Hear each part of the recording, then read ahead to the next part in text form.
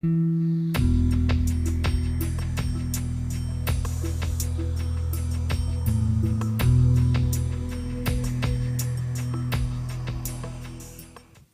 Silva is one of the world's leading experts on sacred sites, ancient systems of knowledge, and crop circles. He's a lifelong student of earth mysteries and a principal researcher into the interaction between temples and consciousness. He's the best-selling author of Secrets in the Fields, The Science and Mysticism of Crop Circles, hailed by many as the most comprehensive book ever written on this fascinating and multidisciplinary phenomena. And he has directed the documentaries Stairways to Heaven, The Practical Magic of Sacred Space, and Temple Making. He has appeared in TV documentaries for the History Channel, the BBC, the Discovery Channel, as well as numerous other documentaries. His new book, Commonwealth, Our Legacy of Places of Power and the Transfiguration of the Human Soul, is a thrilling and insightful journey into the profound influence of ancient temples on the direction of human consciousness. We have had the pleasure of joining Freddy on a couple of his tours, and really it is quite phenomenal. His relationship with these spaces and the way he's able to share this information and communicate it brings him alive in a way I've never experienced before. He's going to be guiding the tour following this conference, and also a magical trip to Egypt in January. So let us warmly welcome Freddy Silva.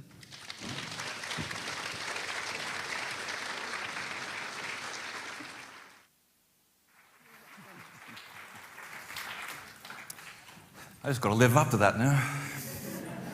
Thank you. Let's put the coffee down here. Had a very long night last night. I've been away from this country. I have 3 different nationalities, so forgive me for my strange accent. I was born in Portugal. I'm half English and I'm half American now, so I'm a bit of everything. Yes, sacred sites. It's kind of interesting. It always gets to me that every time we do these conferences, none of us speakers have actually had a chance to talk to each other, and yet there's always a thread that runs through each person's communication. It's as if we've actually had this sort of subconscious thing going on. And what I wanted to do to add to this evening's presentation is to actually, since we're talking about 2013 and how we're actually going to move from this point on forwards and almost create a new blueprint for ourselves in this life that we've chosen, is to actually, ironically, go backwards in time to give us a sense of how we actually got here, and also to explain within 1 hour, and I beg your forgiveness that I'm going to condense a 320-page book into 100 slides in an hour. So therapy is available afterwards for £50, otherwise known as the Georgian Pilgrim,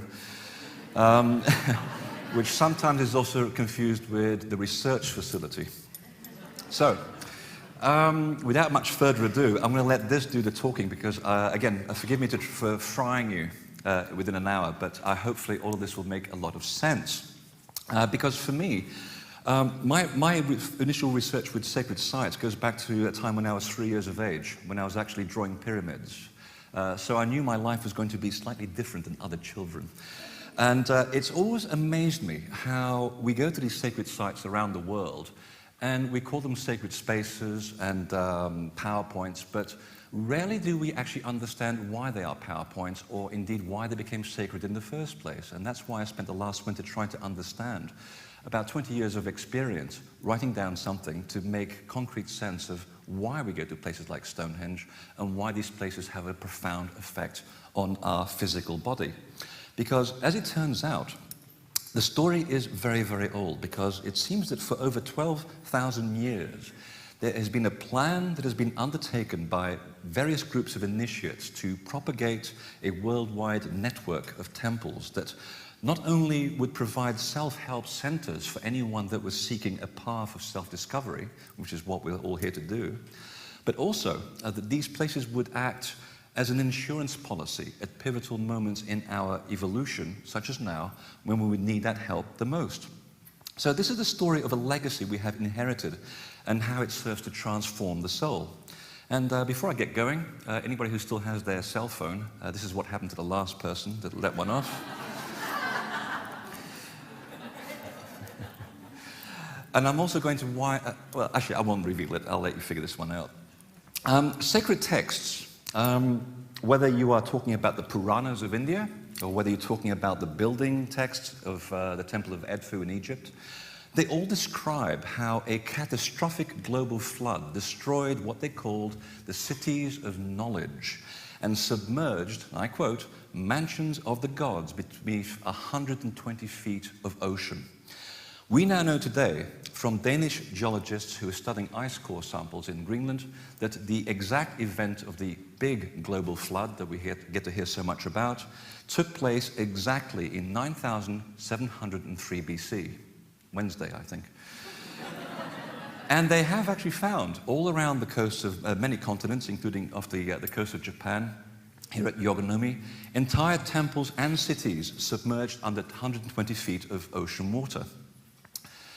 And the same texts also describe how groups of survivors from this incredible cataclysm, who are called builder gods or seven sages, depending on where you are in the world, how these groups of people set out to reconstruct the former mansions of the gods by embarking on a temple building program across the world. And there's one group of builder gods that existed at the ancient academy of Heliopolis, which today is a very nondescript suburb of Cairo. There's just one obelisk that remains there. And these incredible beings were described as the Aku Shemsu Hor. It's a beautiful name. And it literally means the shining ones, the followers of Horus. And if you follow the story that is actually written on the temple walls of Edfu, they are often referred to by a short name, the Ahau. And these Ahau were described as supernatural people, half human, half divine, and very, very tall. In fact, at the temple of Edfu in Egypt, the initiates were even instructed to stand up with the Ahau, who measured 9 cubits tall. Now that's 15 feet in height. And you may think, this is a load of hokum, but there's a lot of physical evidence behind this, because even in Strand magazine in 1896, there is a photograph that's published of an actual giant who was dug up from one of the many hundreds of giants' graves that dot this part of the wonderful universe. This one came from a giant's grave, Long Barrow in Ireland, and you can still see how not just a skeleton was dug up, the fact that it still has the meat attached to the bone and the skin is totally fossilized. This guy is 14 feet tall. And there's a lot more people from where these people came from, because back in the Victorian era, it was very fashionable for gentlemen to impress their lady friends by digging up giants' graves. Yeah. I'm not making it up. I'm not making this up. Today we just go raving and, whatever it is that young people do. But the funny thing is, these people have been dug up again and again. There was one that was dug up not far from Glastonbury many years ago. They found the fossilized bones of a man who was 10.5 feet tall, I believe. And they found a bow in the grave, not far from Glastonbury, which is today displayed at Taunton Museum. The bow is 7 feet tall. So you can imagine what size this gentleman was. There are dozens of identical cases recorded in the 19th century archaeological records, not just of Britain, but also of Ohio in America, Minnesota, and even California, where even the native cultures of America, even as far as the 1800s, were talking about battling with these enormous people who were the vestiges of a dying culture that survived a global flood. Well, one Dutchman called Jacob Roggeveen, he actually may have met them in 1722 when he landed on a tiny little spit of land in the middle of the Pacific Ocean, an island called Te Pito o Te Henua. One trip to New Zealand, you're fluent in Polynesian. Wonderful. We know it today, of course, as Easter Island. It roughly translates as the navel of the world. And if you read Roggeveen's journal of the time, which is, you can still find it in the British Library, he actually recorded the islanders' traditions and how even in the 18th century there were two races on the island. And one of the races was called the short ears. Now these were people like you and I, normal Homo sapiens. And then there were the long ears. And here, Roggeveen and his crew actually had direct interaction with these long ears. And this is what is said, and I quote, "In truth, I might say that these savages are as tall and broad in proportion, averaging 12 feet in height. Surprising as it may appear, the tallest men on board our ship could pass between these legs of these children of Goliath without bending their head. This is the 18th century we're talking about, not too far ago. Well, it turns out, with a bit of research, that the long-eared ancestors were supposedly a group of magician-builder gods called the, and you've got to do this with a knob movement, the Maoriko Haurongorongo. Because you've got to gesticulate with the right language. If you're Arabic, you'd be doing a finger. So, very important. And Maoriko Haurongorongo literally means the master of special knowledge. And it is claimed by the Easter Islanders that these were the people that were responsible for raising these beautiful Moai statues. And according to the oral tradition of Easter Island, they supposedly moved these enormous statues with something called mana, which is a kind of psychic force where matter yields to the focused intent of a master of the subtle arts. And legend states that, and again I quote, by words of their mouths, the statues were commanded to walk through the air. And you may think this is quite unusual. The same story pops up in the Andes, because here we have a group of megalithic monument builders called the Huari. And they were described as a race of tall, white-skinned giants, sometimes with red hair, the most celebrated of whom was a big guy called Viracocha. And he was described as a builder god who, together with 7 shining ones, goes about building temple complexes up and down the Andes, literally overnight, using vocal commands that made the stones fly through the air.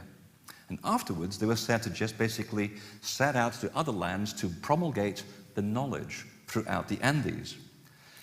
Same story in Central America. We have the Pyramid of Uxmal in Yucatan, again raised by a tall magician by commands of his mouth.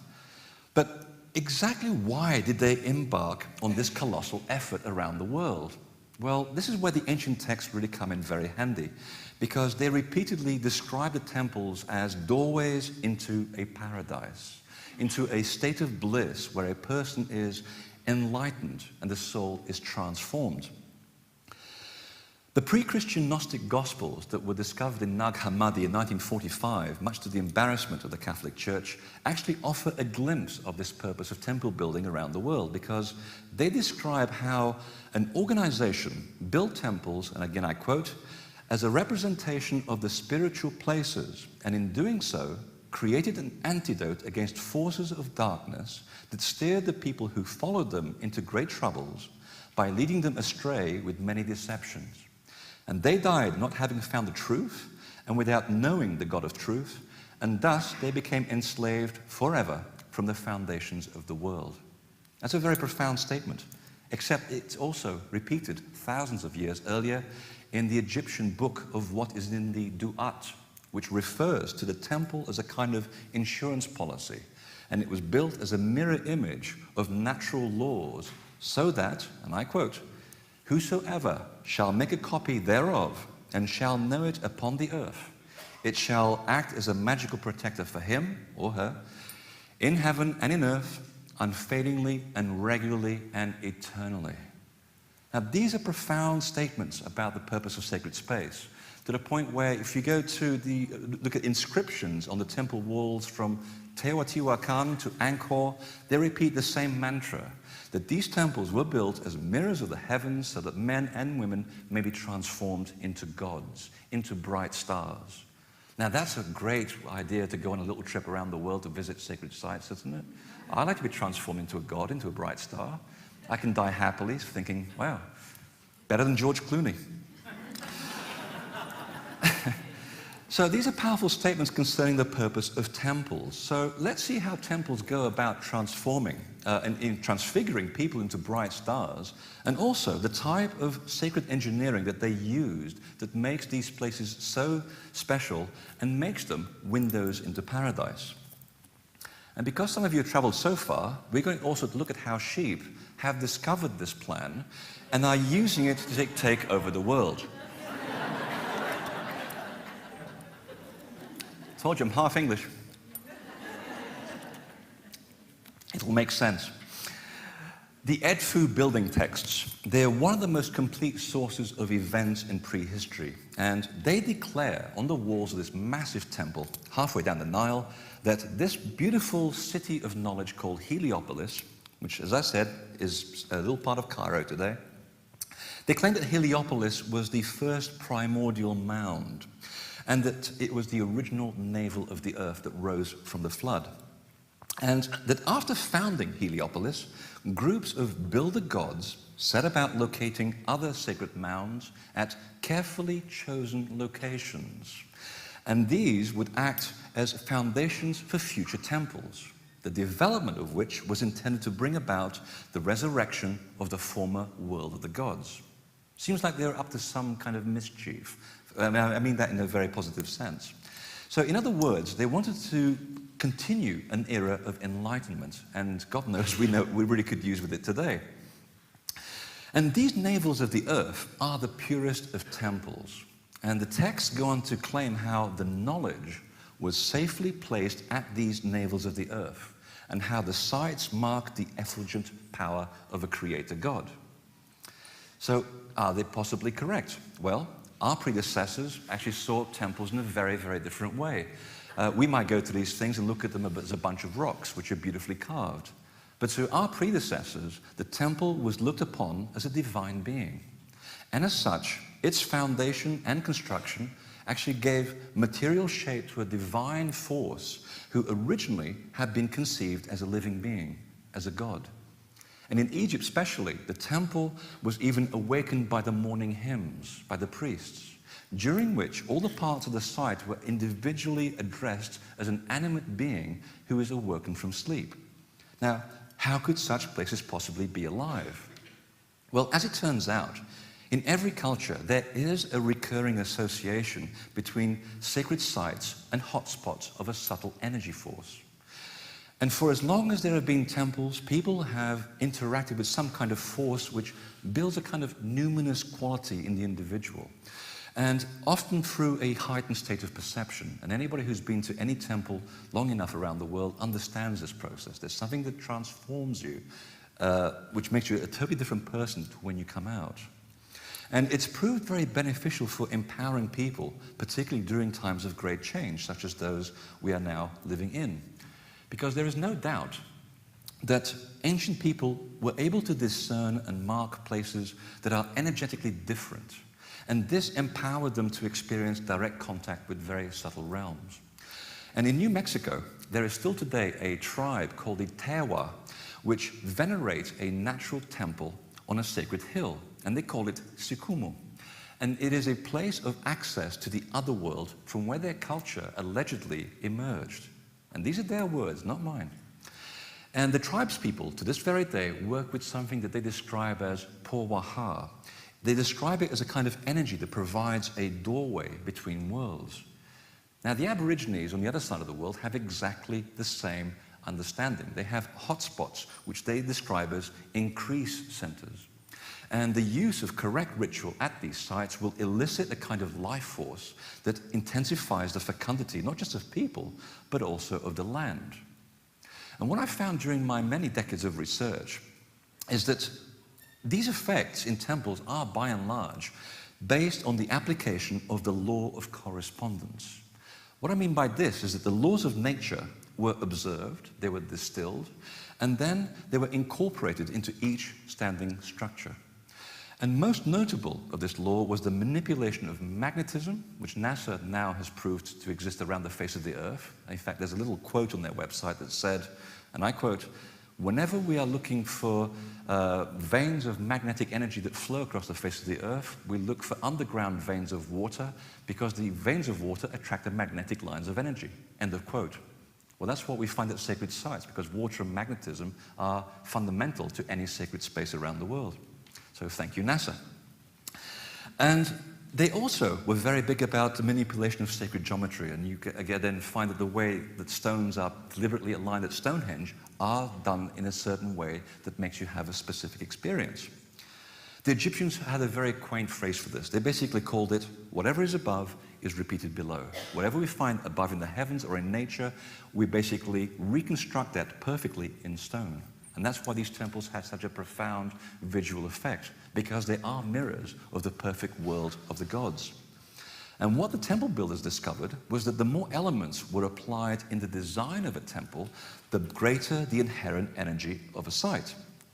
So, when it comes to places like sacred mountains, I was stunned to discover how such landscape temples not only occupy magnetic hotspots and gravitational hotspots, but their placement also corresponds to a geometric alignment in the form of perfect triangles. Now, you might think, this guy has been spending too much time with the Georgian pilgrim. How could holy mountains, which are huge natural immovable objects, be aligned to each other in perfect triangles? And I thought exactly the same way. How can they be? And this is how the journey began to figure this out. You know those days when you sort of think that you are so clever that you get these strange ideas in your head and you think you're doing it all, and then you look back in your life, it's as if someone's been feeding you the information and it all makes perfect sense. This is how my life is. Well, I was looking at Hindu cosmology. I was looking at the Holy Trinity in Hindu cosmology, and they call it the Trimurti. And in their version of events, Shiva, the god Shiva, is intertwined with the gods Vishnu and Brahma. And Vishnu's role in all of this is that he has the responsibility of protecting humans and restoring order to the world. And in the sacred book of the Hindu, the Rig Veda, there is this recurring theme involving the unusual behavior of Vishnu, who has this often celebrated act of taking 3 steps. And it's very unusual. Let me read you one of them. I will declare the mighty deeds of Vishnu. Because it makes you happy when you say things in Hindu. It really does. I don't know what it is. It just makes you...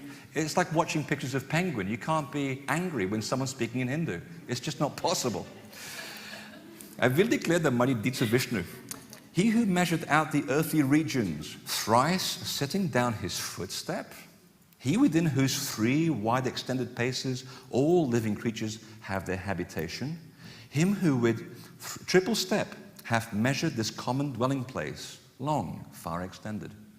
And there's all kinds of references to this throughout the Rig Veda. A few paragraphs further along, Vishnu is striding, widely pacing, with 3 steppings forth over the realms of the earth for freedom and for life. Why is he doing this for freedom and for life? And I thought, this is very strange behavior for a creator God to be marking out things in 3 large steps. So is it possible that Vishnu, this creator God, this bringer of earthly order, placed his energy at the navels of the earth, which is essentially what holy mountains are, and then arranged these landscape temples in orderly triangles, which is essentially the symbol, the geometric symbol of order? But how can this be so? Mountains are immovable objects. How do you go figuring about this? Well, I figured the only way to prove it is to test a hypothesis. So off you go to India. It turns out, I found, that Vishnu means to enter, to infuse, and all-pervasive. Now, those are very apt descriptions of a sacred mountain or a mound, because they are said to be infused with the energy of a creative force. So I thought, that's very appropriate. So the one holiest place in the Indian subcontinent that you'll find is Mount Kailas. It is supposed to be the earthly depiction of Mount Meru, which represents the allegorical structure of the universe, as well as the highest spiritual achievement sought by adepts in the cosmology of the Hindus, the Buddhists, and the Jains. Not bad for a mountain. Well, Kailas also happens to be the abode of Lord Shiva, who is the other half of Lord Vishnu. It is also a place of eternal bliss, kind of paradise, and it is also sacred to 5 religions. Thus, I posit that this mountain is highly qualified as a navel of the earth. Now, India has a lot of mountains. Very few of them are sacred, and fewer still are associated with Vishnu or Shiva. And this is the second one. And here you will find a temple on the holy hill of Gabar. And this place, according to mythology, is said to be the origin of the supreme cosmic power of the universe, and the place where Shiva left the heart of his first wife, Sati. A bit more running around India, and I found this conical hill, which looks remarkably like a little hill just outside on the edge of town here, with a tower on it. And it's called Ma Sharda. And it's a conical hill that's been used as a sacred mountain since the Paleolithic era. We're talking before the Ice Age, when Siva, mourning over his deceased wife, dropped her necklace on this hill. So, of all the hills that are in India, 3 are very sacred, 3 are connected by myth through Siva, who is an inherent part of Vishnu, who took 3 steps. So I thought, let's link these 3 together, and thanks to Google Earth, that is now possible. And we have a perfect right-angled triangle, covering 1,650 miles. Now, that's pretty accurate for 3 standing natural features. And I thought, that's an incredible degree of accuracy. How did they figure this out? And I thought, in order to make this scientifically provable, because much of what I do, I have one foot in the metaphysical world, one foot in the scientific world, and I try to bring them together so that when you go to a party, hopefully if you can remember this, and someone laughs at you when you say, well, I did pilgrimage to the holy mountains, and there's always someone at the table that laughs at you, and you can say, well, actually there's some science behind it. And then they'll shut up. It's wonderful. It comes from an inferiority complex I had as a child. These things have a way of training you for later in life. So I thought the only way to do this scientifically is to keep redoing it again and again. So I had a lot of places on my charts that I've traveled to around the world, and I found that this is by no means a one-off coincidence, because one of my favorite parts of the world, because I live close by there, happens to be the American Southwest, a very mystical part of North America. And here you have 3 sacred sites, 3 holy mountains or navels of the earth. There's Shiprock. And believe me, one of the places you have to go to before you die is this mountain. You have to go and see this. You will not regret it. Send me a postcard and tell me what you saw. Right there at the 4 corners, with Bell Rock, if you've ever been to Sedona in Arizona, that's why people go there. It's shaped like a bell and a UFO at the same time. And also Mount Taylor, again, back in New Mexico, and they form a perfect right-angled triangle. 3 natural standing features, again, perfectly geometrically linked. But that's not the only reason why they're linked. Only these 3 places are linked to by Anasazi legends as being gateways to and from the other world. Because otherwise you could pick mountains willy-nilly and create your own thesis. That's not what I'm after. I'm after facts and be able to substantiate it. Same state in Japan. I mean, look at the holiest of mountains, which turn out to be the holiest shrines. They form a perfect right-angled triangle as well. And not to be left undone, the practice continues when our ancestors moved to erect human-made structures at these sites in Ireland, in Persia, and of course across the British Isles. This is actually from a piece of channeled material by a wonderful friend of mine called Isabel Kingston, who any of you who studied crop circle research know that she basically was the source of the original communication, or the source of the real crop circles. This actually came from her, and we've been sitting on this for 10 years, and then thank God for Google Earth.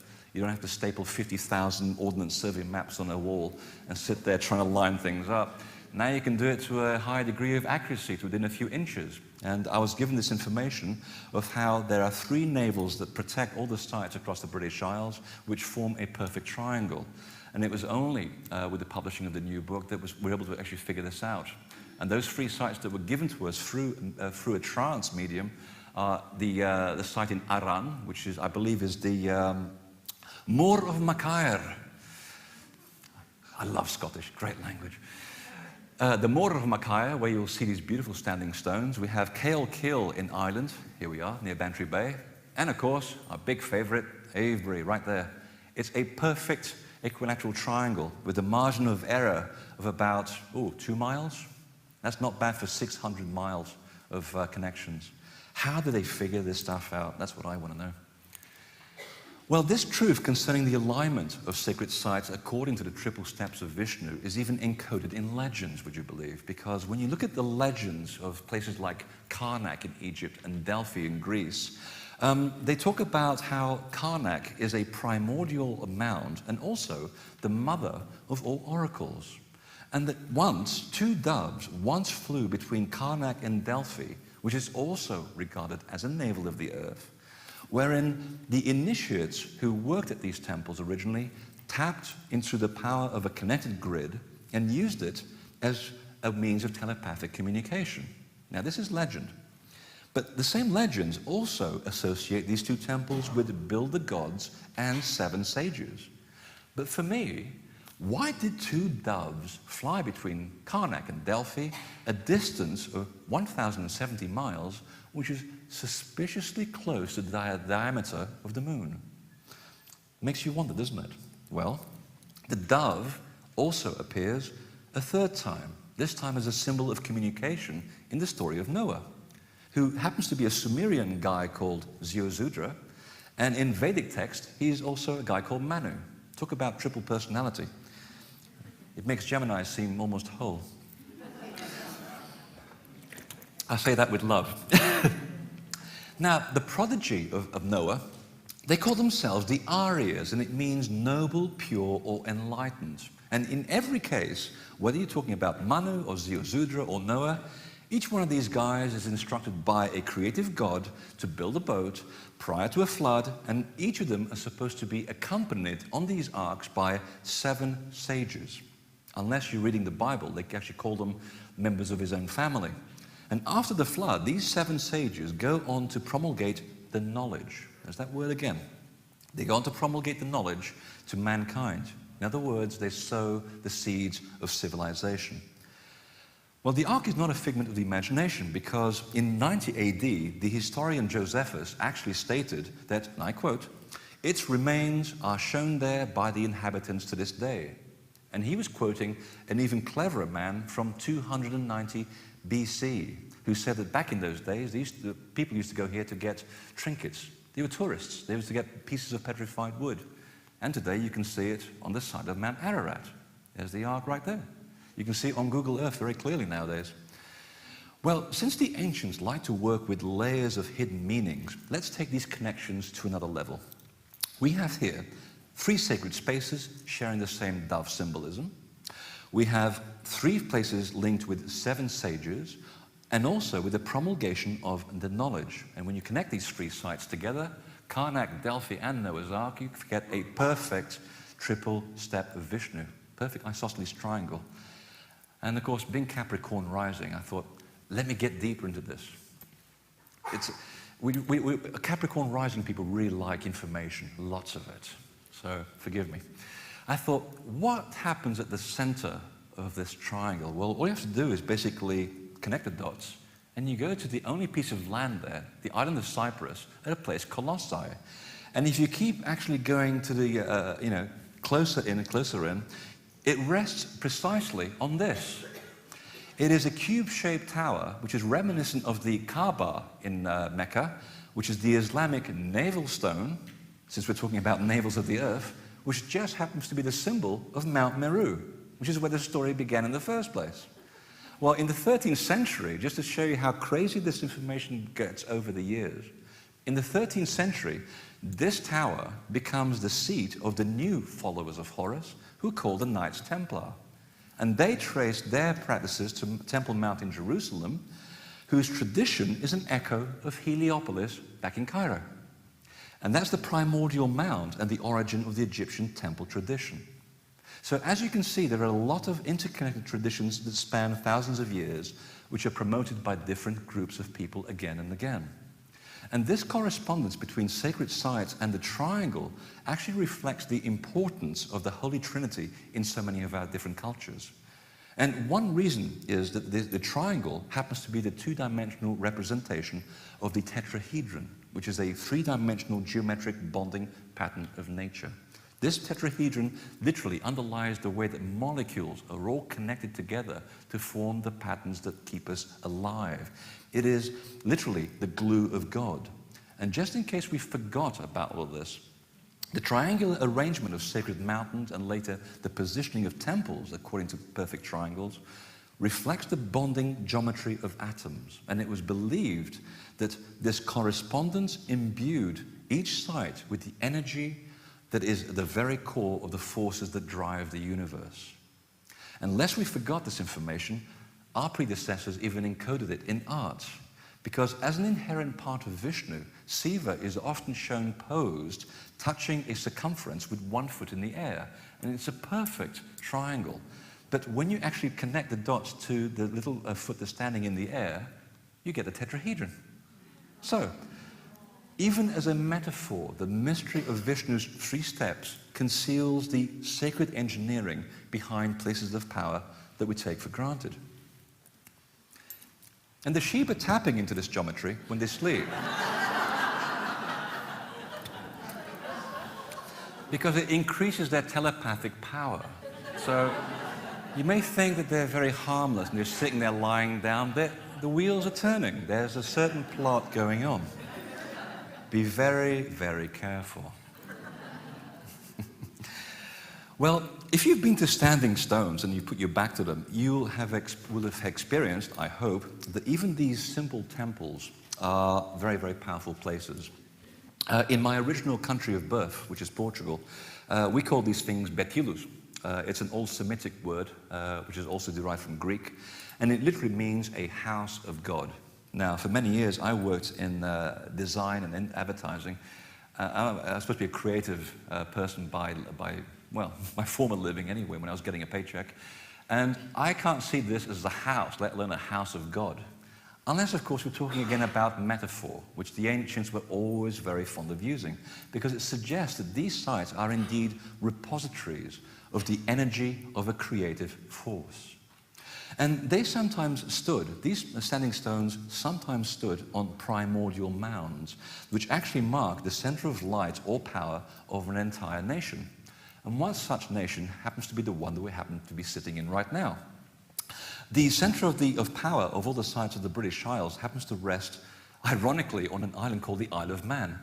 And if you can see from this diagram, which my predecessor, John Michel, bless his soul, began working on many, many years ago, and I just merely extended his information now that we have access to inundation maps, which are very modern.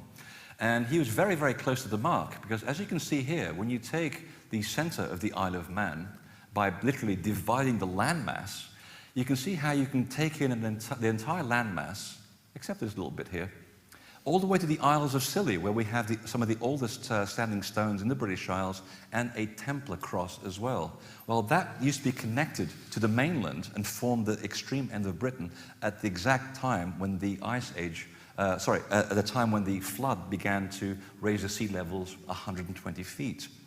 And it indeed does mark the geodetic center of the landmass. And when you actually focus in on the exact point today, the sacred center is today marked by the Church of St. Luke. Except that that church also happens to sit strategically on a triple step of Vishnu, which is the perfect right-angled triangle, and I mean perfect.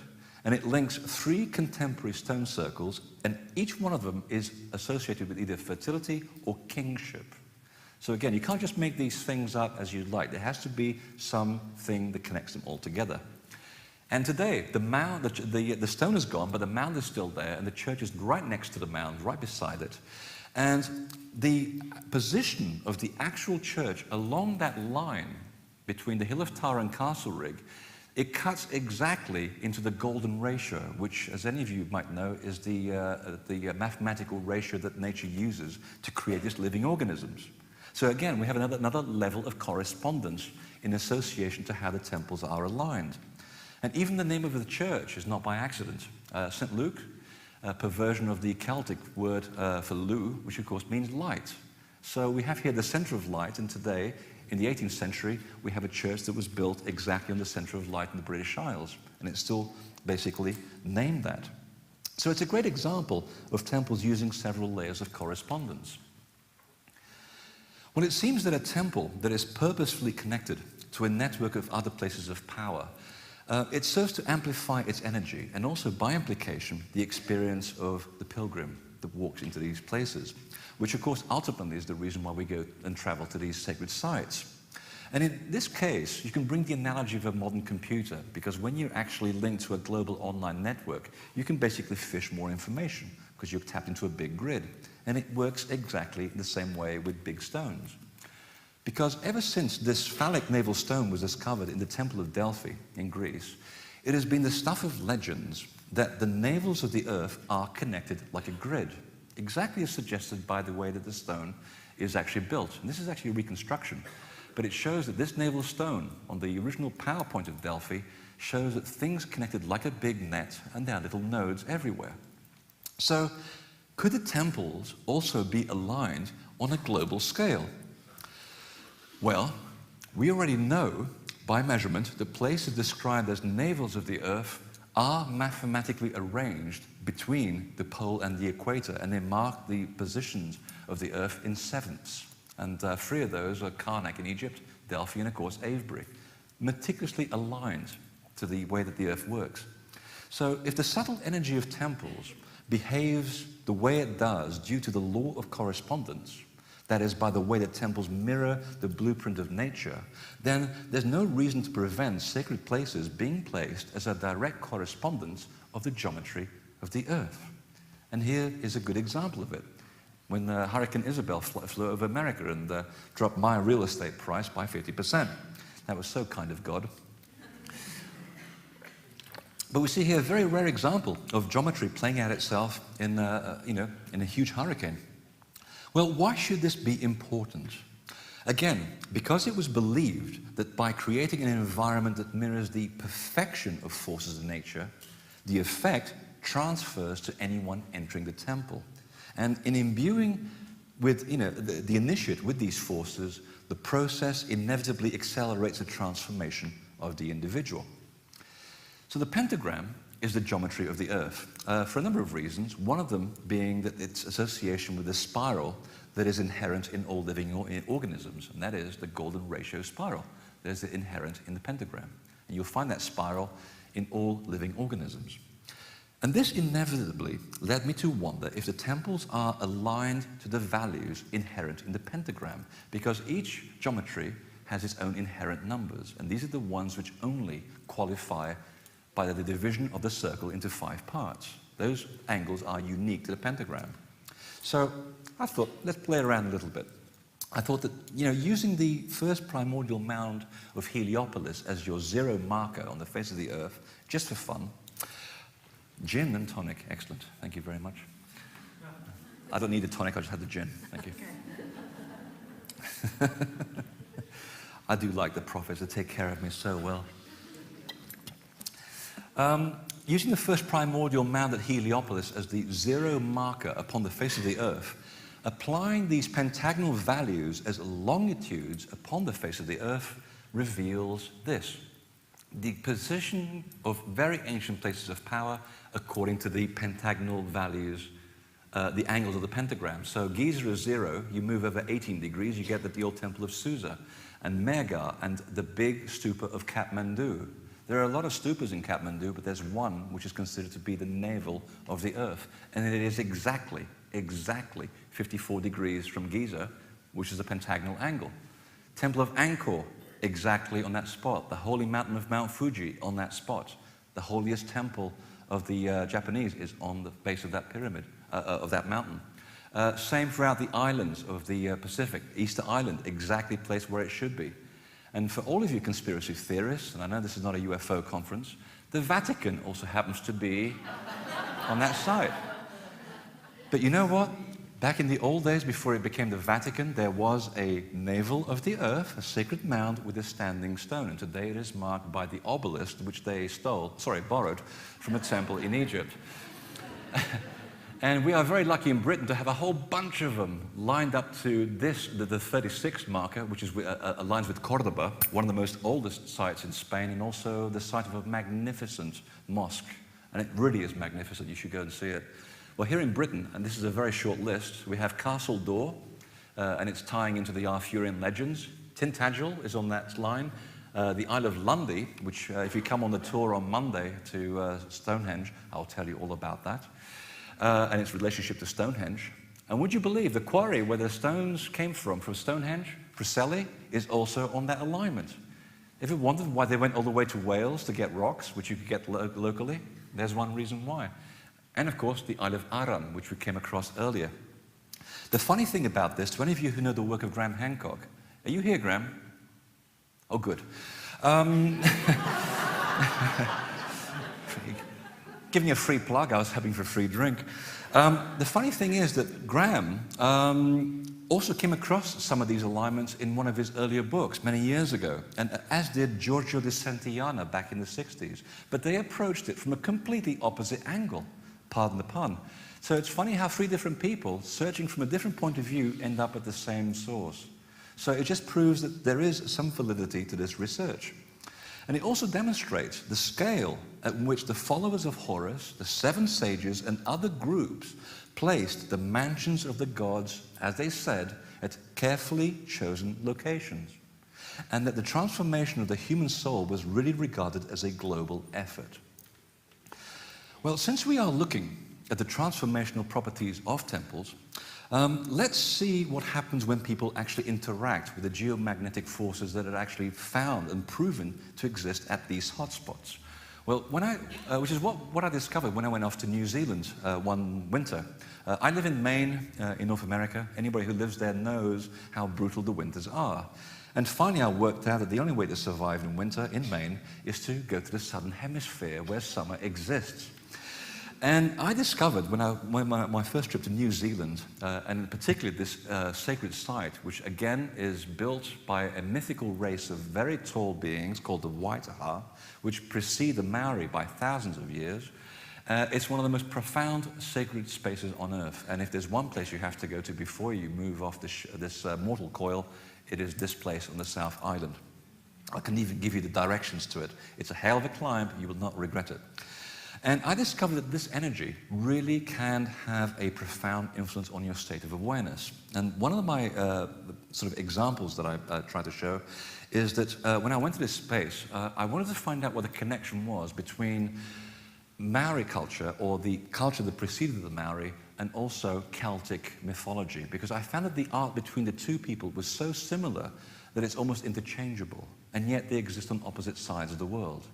And the thing that you'll find when you go to sacred sites, if you're very humble about it, is that you are on a personal journey, and the sacred site will respond to you in a way that is appropriate only to you. The information is always what you are searching for, okay?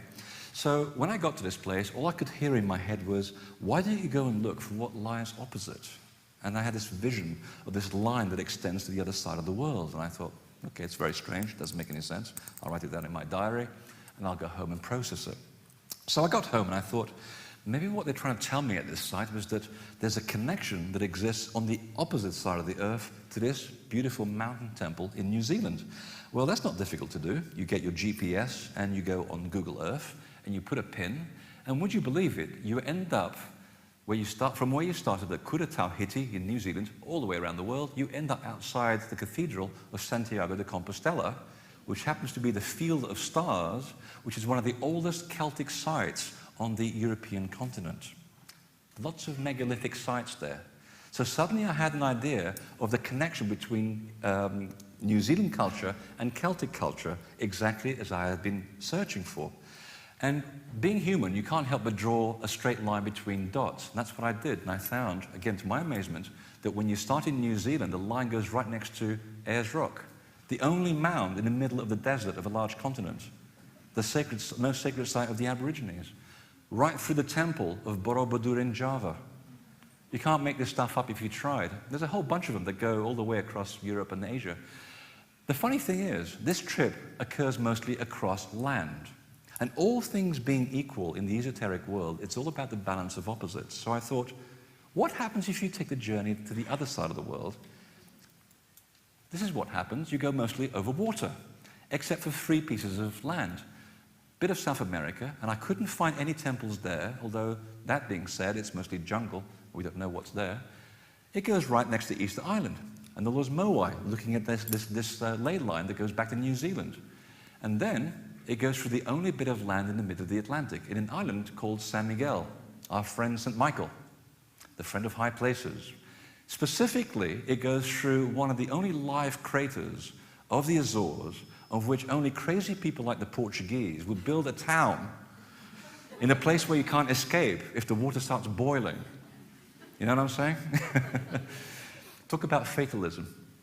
And the line goes right through a town called Set Cidades, which means 7 cities. It's in honor of the 7 cities of Atlantis, of which this is supposed to be the remnants of, maybe. But the fact is that the ley line goes right through the only church in the crater. This is how people over thousands of years were able to make this plan and implement it across the world. And it would seem that the interaction with places of power does accentuate your intuitive ability at these sites, because these insights are what eventually led to the transformation of the individual. And in this case, because I serve to teach, for me, my transformation is to understand this process so I can teach it better. As I said, everything is about a personal journey, and because these extrasensory experiences come from these temples, as well as the fact that you are receiving the knowledge of these temples, it's this combination that actually elevates your state of awareness of how the universe is actually created. Here's another example, just to make the point. I was minding my own business up in Rosslyn one day, which is very difficult if you've been to Rosslyn. The place is built with love, it really is. And there's a lot of stuff that's been written about Rosslyn. A lot of it's nonsense, a lot of it's very, very good. And again, I was in the middle of investigating the Templars for a project that I'm writing at the moment. And again, I was trying to find out connections between the Templars in Scotland and also in France. And in that split second, it's as if a window just comes down in front of you and shows you this line of sites that are connected all the way through Britain and Europe. And I thought, well, let me make a note of that. So I went over to Edinburgh. And it turns out that when you go and connect the beginning of the line through Rosslyn Chapel, it starts outside the world's first purpose-built Freemasonic lodge at Kilwinning. And I thought, okay, well, the Freemasons are a derivation of the Knights Templar through many years of continual change. And once I went through that connection, and I had a bit of a straight line to go through, all I had to do was connect that all the way through the female sites dedicated to the Divine Virgin, all the way through Central Europe, because that's what the Templars really were honoring. This line goes through a whole bunch of about 80 different sites, right through the altar of Stonehenge, right through the altar of Salisbury Cathedral, which is built on an old mound, and it continues all the way through France, through all kinds of churches and cathedrals, into the heart of the grotto of Lourdes, where, of course, you have the apparition of the Divine Virgin, which is what the Templars were honoring in the first place. And again, you can't make this stuff up. There has to be a connection. And stranger still, the line between Lourdes and Edinburgh, when you bisect it by the golden ratio, the Earth's natural mathematical progression, it goes right to the heart of Salisbury Cathedral, right at the old altar of the cathedral. You can't make this stuff up. It has to be very, very exact. So many others have had the same experience, the same interaction at sacred sites that leads them to a state of revelation. And one of the biggest revelations, of course, was by the late antiquarian John Michel. If you don't have all of his books, go out and get them now. My wonderful mentor, who I missed dearly, passed away a couple of years ago. He had an identical epiphany while he was actually walking the temples of southern Britain. And he sat on Glastonbury tour one day, catching his breath and looking out at the beautiful scenery. And he was, again, shown this wonderful revelation, like a TV screen in front of him, that revealed to him that all the sacred spaces dedicated to the Archangel Michael and his consort Mary were aligned in a perfect straight line. And as we know today from the work of Hamish Miller and Paul Broadhurst, my good drinking partners, research assistants, as you can see, these sites do connect perfectly down the length of the spine of southern Britain. And incredibly, they align exactly to the Beltane sunrise on May the 3rd. So at that exact moment, the sun's energy over the horizon lights all the temples dedicated to Michael and Mary down that spine all the way to Cornwall. And would you believe this line extends all the way across the other side of the world into the altar of Tiwanaku in Bolivia? I had no idea. Thank God for Google Earth. Same discovery was made across Europe. Like John Michel's revelation while interacting with an oracle, a French scholar had an oracular dream during his stay at the sacred hill of Lycabettus outside of Athens, in which it was revealed to him that the sanctuaries dedicated to Apollo also lay in a straight line and intersected those with the earth goddess Athena. So it was later discovered and that this line, starting on this outcrop of basalt, on the coast of Ireland, there is an old hermitage at the top of this place called Skellig Michael, and there is a hermitage dedicated to the Archangel Michael right up here. And there, two telluric currents do connect hundreds of sacred sites throughout the length of Europe. They go all the way to the plain of Megiddo, the old temple, which of course we call Armageddon. So, No wonder the temples are described as repositories of the knowledge of the gods, and that imbibing this knowledge allows for a transformational experience. One literally becomes fully aware and engaged with a kind of astral reference library at these sacred places, which then helps you overcome the limitations that are placed on us by our experience in the material world. And the sheep are also seeking out these magnetic hotspots.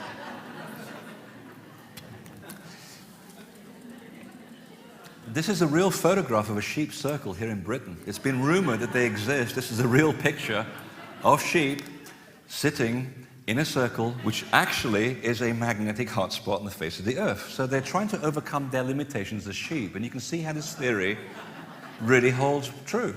This is years of undercover work. So how do sacred sites become access points into paradise? Because I really want to experience paradise while I'm still in the physical body without doing drugs. And because they're very expensive these days. And what do these places do to you, and how do they do it? And that was my big question when I was writing this project.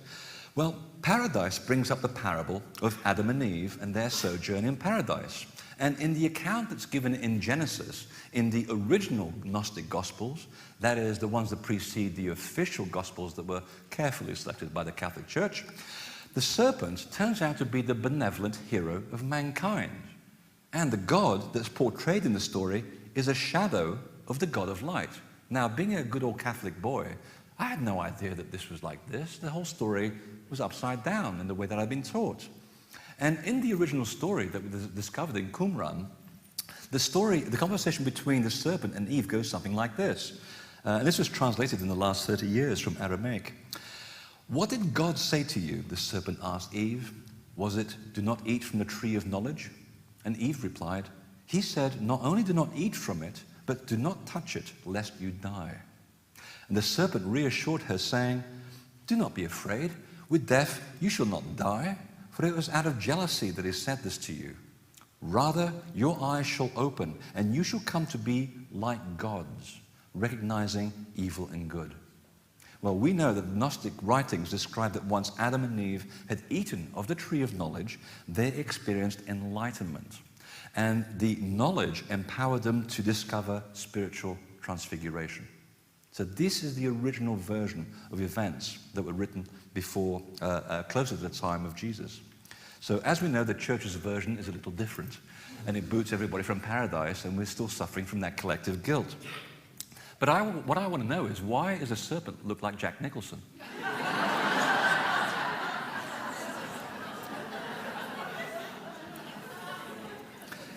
I love the fringe benefits of this research. You get to come across the most strange stuff.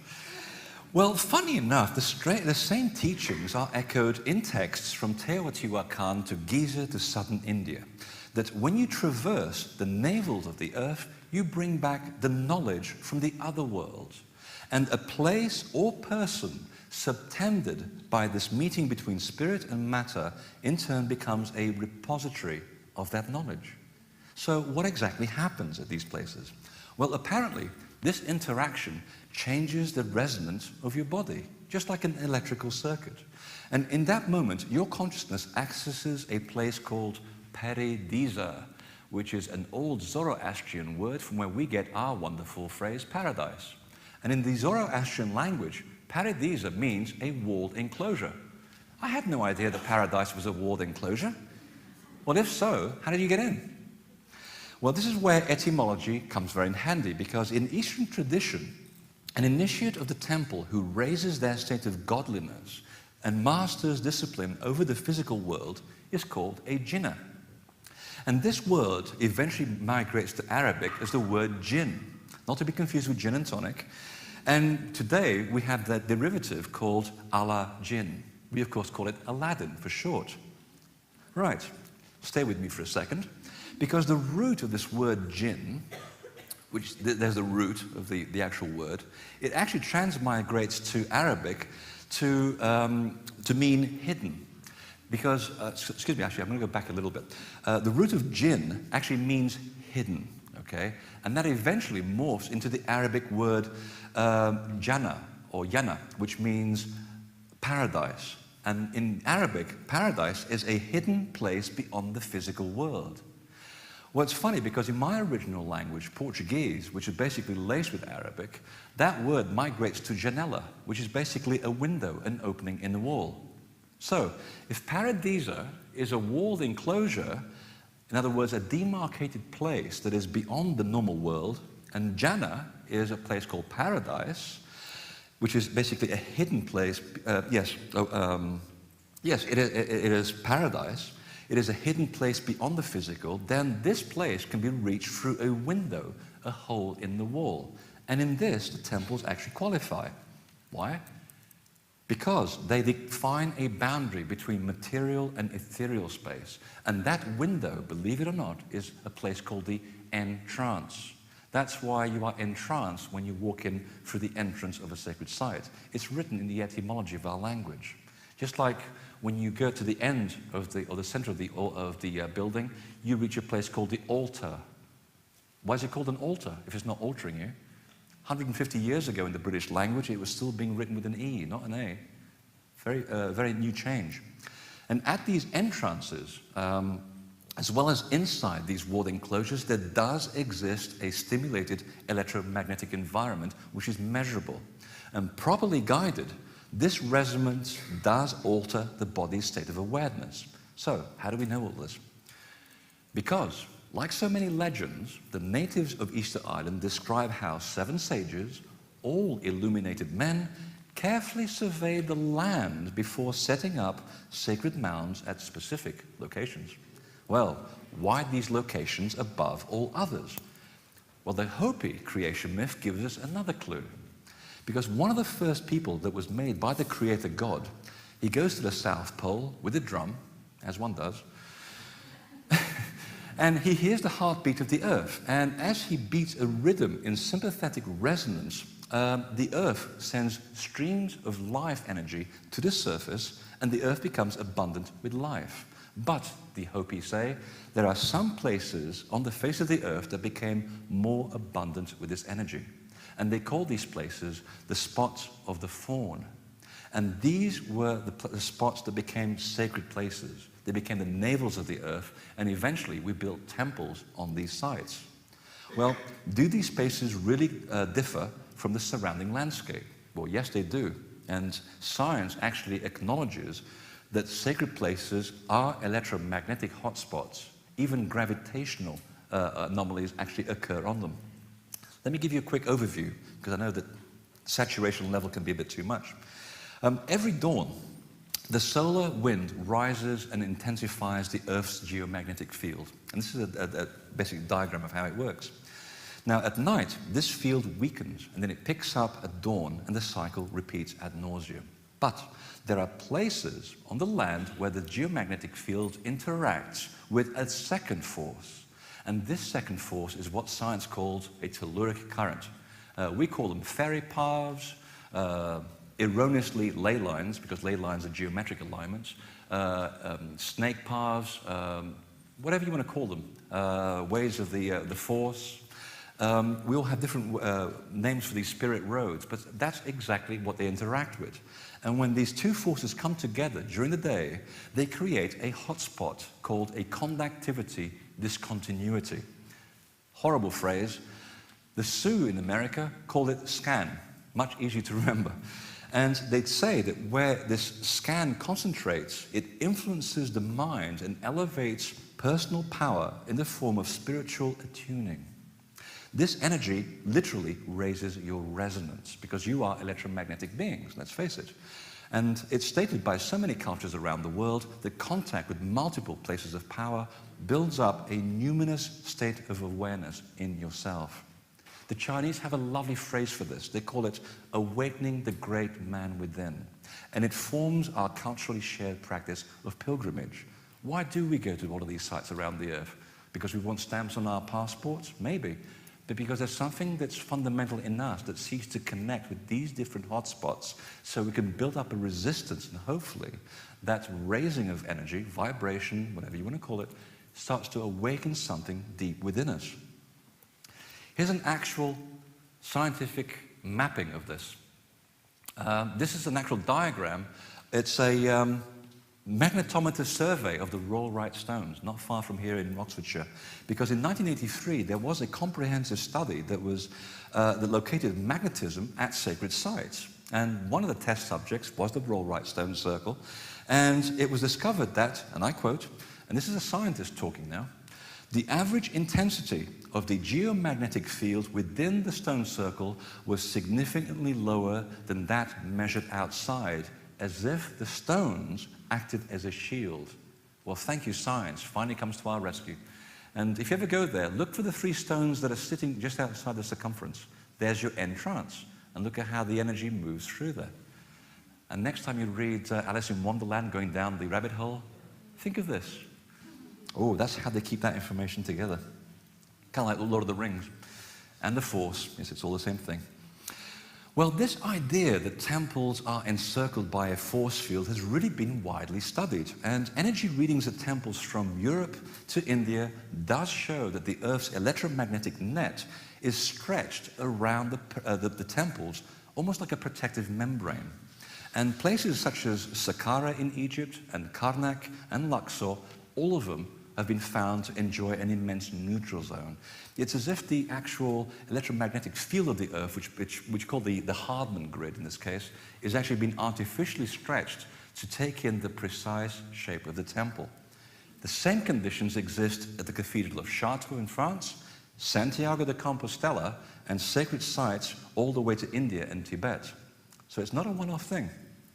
And here in Northern Europe, the earthen mounds that we find so much throughout the British Isles, they conduct the telluric ground current into the actual ditches. They concentrate this energy and then release it at the entrance, and sometimes double the rate of the surrounding land. This is all scientifically validated and measured. And specifically at Avebury, the most wonderful place, in fact, we're going to be going there on Tuesday to walk the entire temple. At Avebury, the magnetic readings actually die away at night to a far greater level that can be accounted for under natural circumstances. And something magical happens at sunrise. They charge back again towards the site.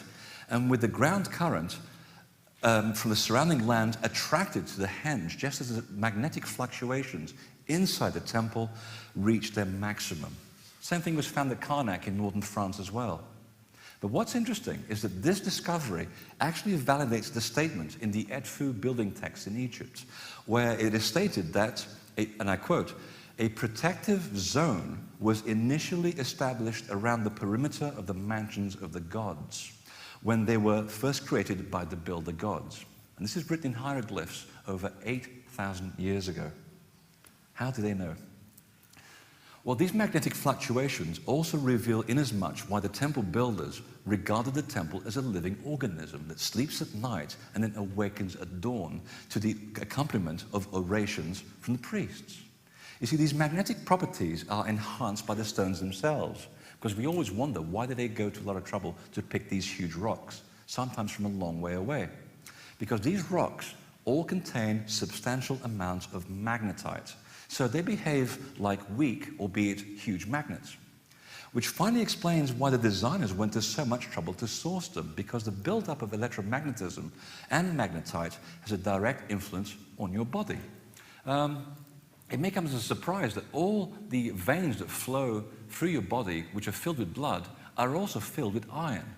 And you remember that lovely experiment in science class when you take a sheet of paper and you put iron filings on it, and you take a horseshoe magnet under the paper and you watch the iron filings following the magnet? Guess what those stones are going to be doing to you as well? They're going to be moving that iron that flows through your entire body. But they're also going to be doing something else.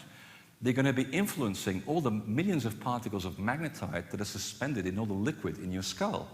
And if that wasn't enough, just the change in frequency inside the actual perimeter of the temple is enough to vibrate the pineal gland, which is what creates the electrical charge that creates a chemical imbalance that allows you to have visions and altered states of awareness. And you can do this through music as well, or drugs as well. I want to talk about that. So once you are immersed in this environment, this is how enlightenment is reached. This is how you are able to attain a kind of state of bliss. And when you reach this state of bliss, you are seeing an altered state of reaction, and you are able to reach that place called paradise, because that's how they describe the state of bliss. Paradise is being here on earth, experiencing an out-of-body experience while still having control over yourself. Now, after I discovered all of this, my computer was hacked, and now someone else has discovered this information. Because when you go to places like Avebury, this actually happens to be the center of power in Avebury, and you always find the sheep at its base. So that's just how we know. They are following us around. You're doing well. Well, the temple was considered the material dwelling place of a god, as well as its physical embodiment.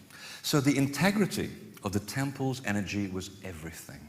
And its defilement, whether it was physically or energetically, was seen as the precursor of the downfall of the spirituality, not just of the individual, but also the collapse of the entire tribe. So in addition to establishing a protective membrane around the temples, the builders also took huge precautions to ensure that your thoughts, or impure thoughts, did not pollute the environment inside these mansions of the gods. And there's this wonderful cryptic statement in the funerary text at Saqqara in Egypt, which hints of this relationship between you, the temple, and your passage into that place called paradise, that state of bliss. And it goes something like this. It states that 7 degrees of perfection enable passage from earth to heaven. And I thought, why 7 degrees of perfection? Does the visitor undergo some rite of passage prior to entering the mansions of the gods? Possibly. In Egyptian mythology, the passage into heaven is made through a place called Seket Yanu, and it literally translates as the field of reeds. And it is said to be a sort of a land of paradise. And we've come to know it today through the Romans as the Elysian Fields, a place of bliss and paradise. And the Egyptians always said that to reach this much desired land, one has to pass through a series of gates. So at Saqqara, to enter this mansion of the gods, this beautiful pyramid, you actually do have to first walk down a preparatory passageway. And it's a unique passageway because it's a colonnade of reeds which are separated by narrow alcoves, and each of these alcoves actually discharges bands of alternating positive and negatively charged current. And these positive negatively charged currents serve both as a barrier into the temple, albeit an invisible one, while at the same time influencing your body's electromagnetic circuits. So, as you're actually walking down the temple, you're actually being influenced by a positive and a positive negatively charged electromagnetic field. The funny thing is that there are exactly 7 of them. There are 7 of these gates. And suddenly the idea of those 7 degrees suddenly came into my field of vision. Because what you're doing here is that, and when you go to Egypt, and if you do come to Egypt in January, you'll find this out for yourself. This preparatory hallway allows you to dispel all negative thoughts prior to entering the mansion of the gods, because as we know today, your thoughts are electromagnetic. They carry a frequency. And if you're going into this temple, this mansion of the gods, and someone stole your car, someone borrowed my girlfriend, I have insurance to pay, all that stuff is being taken into that perfect environment, and you're going to pollute the mansion of the gods. Well, you don't want that. They went through a lot of trouble to build this stuff over thousands of years. And these are the 7 gates that allow you to stop and think and leave your trash at the front door. So by the time you get to here, down here, hopefully you would have been doing what the funerary texts say, which is you will master yourself before crossing the threshold of each gate. Funny how they knew this 8,000 years ago. So could these be the 7 degrees of perfection that they were talking about? Possibly. Because the entrance into Newgrange Mountain Island is also protected by 7 positively charged nodes on either side of the passageway before you reach the altar, and you are suitably altered. The same thing happens at the Cathedral of Chartres, and specifically the oldest part of the cathedral, which is the old Druid site, which sits, just like Stonehenge, with a big cup over a Neolithic place of power. Here you'll have the metaphorical 7 gates, 7 positively charged nodes of energy crossing that cup, that grail. So in my mind, this is how the 7 degrees of perfection enable you to have a passage from earth into heaven. They serve to protect the window into that walled enclosure called paradise, that state of bliss, so that the energy of the place is not polluted. And I thought we're really sort of making some progress on figuring this out and giving all of this esoteric information a lot of grounding, until I came across some astounding evidence from, of all places, Princeton University. And they have a very unique little group of people called PAIR. It's an acronym. It's the Princeton Engineering Anomalies Research Laboratory. You should read some of their published material. It is outrageous, because they were also, like me, really seeking to define that common ground between science and mysticism, to basically give some grounding to the things that we already believe, because we experience these. And a lot of validation that in temples one actually crosses a threshold into a field of heightened consciousness was actually discovered through a lot of their experiments. And one of them actually relies on the measurement of small changes in the behavior of an electronic device which they call the REG. And this little REG, to cut a very long story short, has been used in the Global Consciousness Project data collection. Let me put this into perspective. What they found was that by creating these little computer devices which measure how consciousness may influence events or precedes events, they put these pods all around the world to see if suddenly there's a spike in information that is recorded prior to major events. Well, only a few hours prior to the first huge tsunami that hit Indonesia several years ago, all these REGs in the world suddenly developed a huge spike, as if our consciousness had picked up this event already in the ethereal. The next big thing that they found was that only a few hours before 9/11, another big spike happened as well. So they knew they were onto something. And this is what I found when they began to look and conduct experiments in sacred sites, because what they wanted to find out, like me, whether the sacredness of temples was due to their collective use over time, or because they were imbued with a certain energetic energy to begin with. Or because the combination of forces, such as stone or electromagnetism, or so forth, actually made them sacred. Well, during an initial experiment at a Native American landscape temple called Devil's Tower, and I guarantee you it's not called Devil's Tower by the Native Americans, the REG's output was demonstrably affected by a medicine man ceremony. Conversely, the effect of meditation groups at ordinary places like car parks or Walmart had absolutely no effect on the machine whatsoever, or very little, surprise, surprise. But in Luxor, in Karnak, and the pyramids of Egypt, the effects were 6 times stronger. In fact, they were the largest ever seen. And the results from 27 sites throughout Egypt were even higher whenever the principal researcher of the project walked around the sites in respectful silence with a portable version of the machine in his pocket.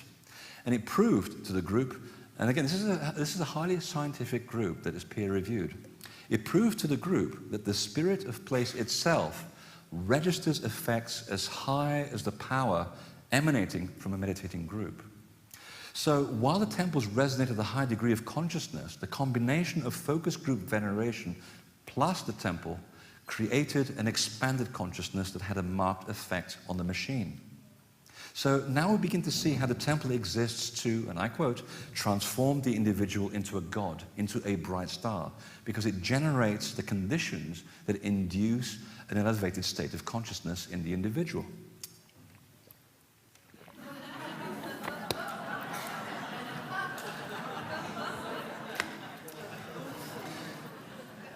A lot of researchers gave up their lives bringing you this information.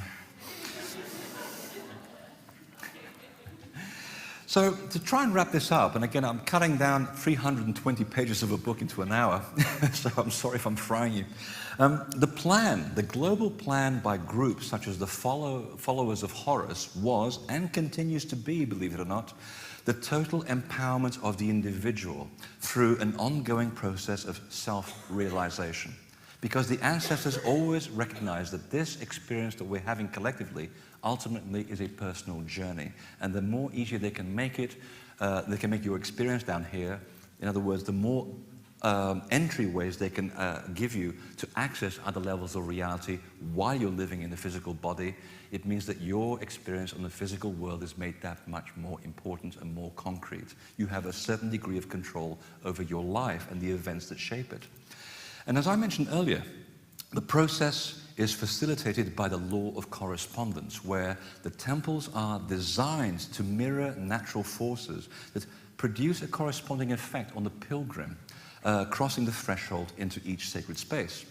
And as a final example of just how far they actually went to help us experience paradise, I want you to leave you with this to think about.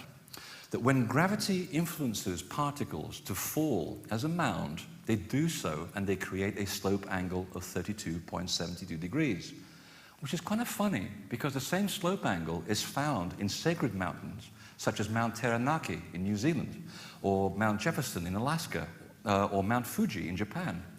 And this reference to ancient sacred sites and this numerical value is even encoded in Mount Carmel, which is called the Vineyard of God, which happens at exactly 32.72 degrees of latitude on the face of the earth. And believe it or not, this angle even finds its correspondence in human DNA. Because when thermal fluctuations produce bending and stretching in DNA, the angle of normal rotation of our helix alters from around 34 degrees to 32.72. And I want to know, how did they figure that out? That is quite impressive. We've only discovered this recently. And this correspondence was even translated to the strategic location of two major temples associated with the rebirth of light. One of them is in Egypt. It is called Akhet-Aten, and it was built by a very strange pharaoh who was very tall with a strangely shaped skull called Akhenaten. And he built this place in the middle of the desert, seemingly for no reason whatsoever, after Heliopolis, the original city of light, had fallen into decay by the 14th century BC. And his intent was to re-establish the rebirth of the principles of light, and with it, the illumination and self-empowerment of the individual, which had fallen by the wayside by his time. Well, it's interesting because we have very similar principles in the legends around Stonehenge, which eventually became a solar temple as well. And back in the old days, it used to be called Ambrosbury.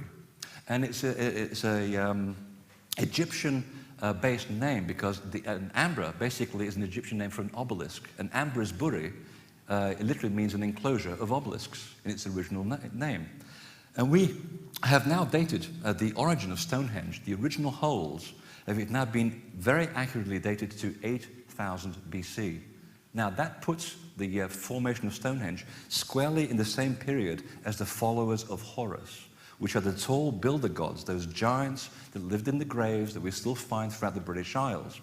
And the correspondence here between these two places of light, between Akhenaten and Stonehenge, linked to the exact physical North Pole of the Earth, reveals that 32.72 degree correspondence that also exists in human DNA. It's quite profound. Well, the great work, as the Islamics call it, and the Freemasons call the same thing as well, this great work continues today, and believe it or not, it is maintained and promulgated by new groups of initiates. For just as the prominent temples were aligned to a worldwide grid based on that pentagonal series of numbers, one of those numbers being 108 degrees, so it is that exactly 108 degrees west of Heliopolis, that navel of the earth, lies the capital of a new republic founded by Freemasons to further the principles of enlightenment and liberty individual. And I've lived there, so I want to keep reminding people of this. As practiced by the predecessors of the Freemasons, who were called the followers of Horus. And the exact spot of this modern correspondence with Heliopolis, would you believe, is marked by the dome of the Capitol building. So far from being an ordinary government building, this was, in the words of Thomas Jefferson, a Freemason, to be the first temple dedicated to the sovereignty of the people. As was the Capitol of the United States of America, built by Freemasons, its prominent buildings revealed the exact application of the knowledge and energy manipulation angles, including 32.72 degrees between the center of the Pentagon to the White House center to the dome of the Capitol. You've got a triple step of Vishnu with the Washington Monument and the Great Pyramid angle, North Pole to Lincoln Memorial to the White House. This is just the tip of the iceberg. And you may wonder, is this a conspiracy? No, it's just energy. That's all it is. Like a hammer, you can use a hammer to nail to hammer a nail into a wall, or you can bludgeon someone to death with it. It's how you apply it. And it's the intent you give that energy that defines whether it is used for right action or not. So this is just a small glimpse of how these places of transformation offer a window into paradise, how they perform an essential service for the well-being of humanity, particularly when we forget who we are and why we've come here. And it is precisely because we need to be reminded that our ancestors once searched out energy hotspots, then took full advantage of these spots of the fawn to reach a place called Paradisa. And later, they built temples so we would not forget where to find this stuff. And it is inside these sacred spaces that you will be reminded that you are a god and that you are a bright star. So this is our legacy. This is our commonwealth. And I advise you and challenge you to claim it, because if you don't, others will gladly take it away from you. Thank you very much.